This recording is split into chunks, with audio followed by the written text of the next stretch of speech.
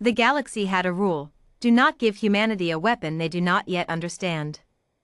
The Kylzorian Empire ignored that rule.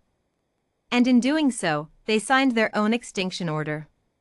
It began 3 years before the fall, on the dead moon of Varith 9, where the Kylzorian warships first demonstrated what they called the Singularity Lance. Emperor Kael'zar himself broadcast the demonstration across every quantum channel in the known galaxy.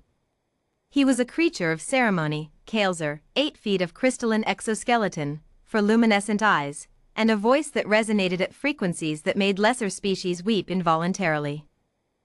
He had ruled the Kylzorian Empire for 260 standard years.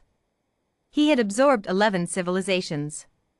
He had never lost a war. He fired the Singularity Lance at Varith 9's moon. The moon did not explode. It did not crack or shatter or burn. It simply ceased. One moment it was there, 400 kilometers of rock and ice, and the next, there was nothing but a faint shimmer in space, like heat rising from summer asphalt. The gravitational echo of its absence sent tremors through nearby asteroids for days. "Surrender," Emperor Kael'zar said, across every channel, to every species listening. "Or be erased." 17 civilizations surrendered within the week. Humanity did not. Admiral Darian Voss watched the broadcast from the bridge of the UENS Inexorable, a heavy carrier in Earth's 3rd Defense Fleet, currently positioned near the Jupiter Relay Station. She was 44 years old, with iron-gray hair cut short and sharp, and the kind of eyes that had seen enough battle to stop flinching at the sight of it. She watched the moon disappear 3 times. Then she turned to her science officer, Lieutenant Commander Yemi Adiz, and said, "How long do we have before they reach the outer colonies?" "At current advance rate?" Adiz said. 14 months. "And how long to reverse engineer the Lance?" Adiz stared at her.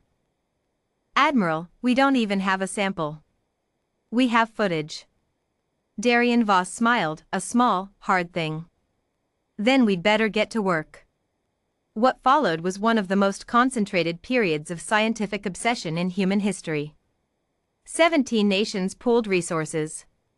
Universities emptied their theoretical physics departments into a single joint project codenamed Prometheus. Dr. Lena Kovacs, the lead physicist, hadn't slept more than 4 hours a night in 8 months.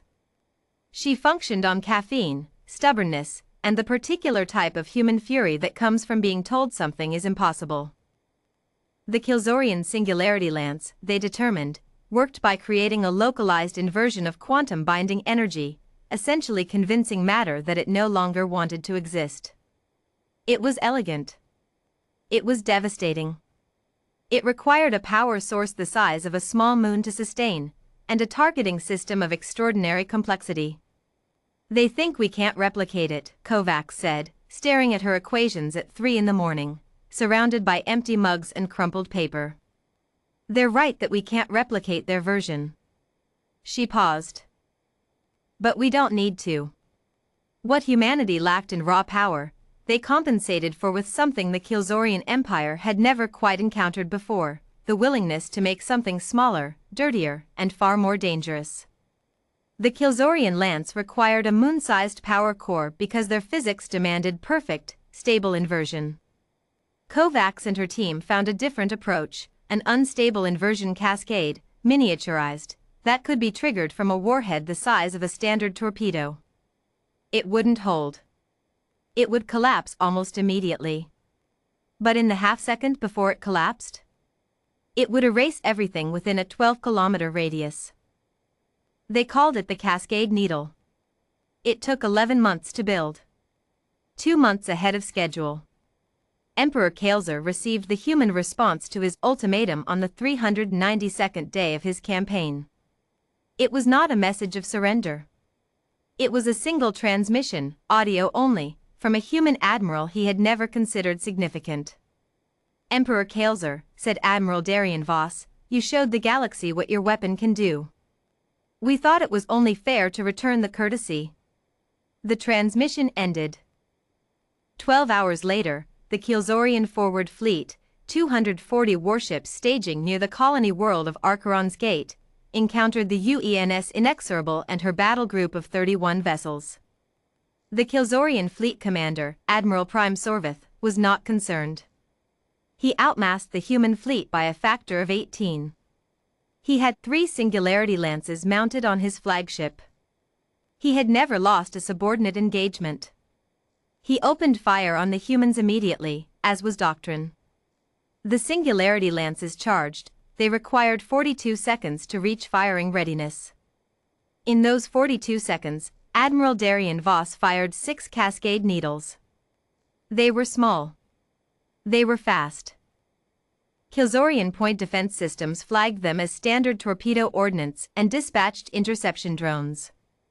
3 of the 6 needles were destroyed. 3 were not. The first needle detonated against the port flank of Sorvith's fleet formation. The inversion cascade opened, a sphere of absolute nothing, 12 kilometers across, lasting precisely 0.4 seconds. 7 warships simply stopped existing.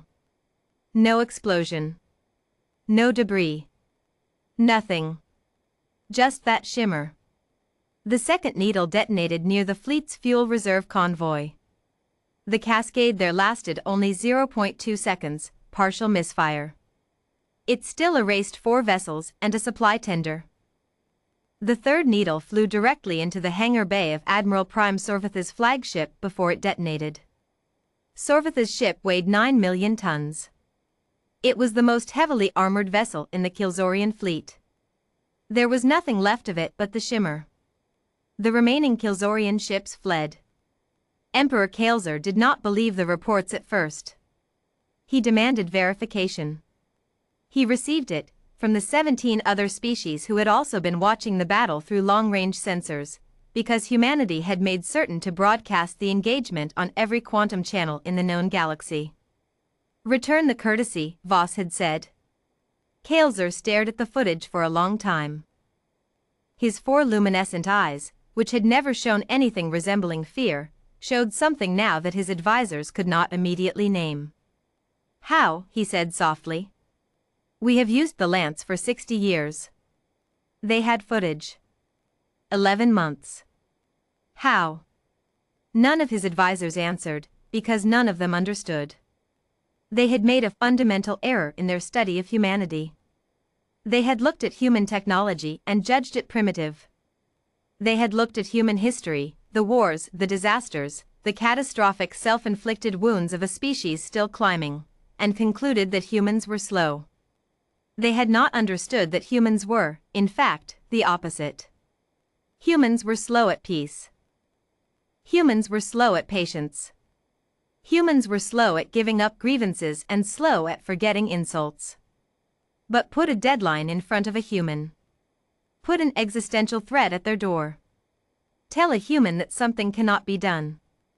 And they became something else entirely. The war lasted 4 more months. Humanity did not conquer the Kilzorian Empire. That was never the intent. Admiral Darian Voss was many things, but she was not an imperialist. What she did, with surgical precision across 47 engagements, was demonstrate. She demonstrated that no fleet position was safe. She demonstrated that no flagship was too armored. She demonstrated that the Singularity Lance, the weapon Emperor Kael'zar had spent 60 years telling the galaxy was invincible, was not the most dangerous thing in known space. Humanity was. Not because humans were physically superior. Not because human ships were faster or human soldiers stronger. But because there is a specific and terrible quality to a species that can look at a weapon designed to unmake matter and think, we can do this cheaper, faster, and with a torpedo. On the final day, Emperor Kael'zar himself broadcast across every channel. He looked diminished, his exoskeleton, normally reflective and proud, seemed somehow less luminous. His 4 eyes were fixed and still. "I will negotiate," he said. Darian Voss's reply came back within the minute. "We know." The terms were not harsh. Humanity demanded the release of all absorbed civilizations. They demanded reparations. They demanded dismantlement of the Singularity Lance program. And they demanded one additional thing, which Emperor Kael'zar had not expected.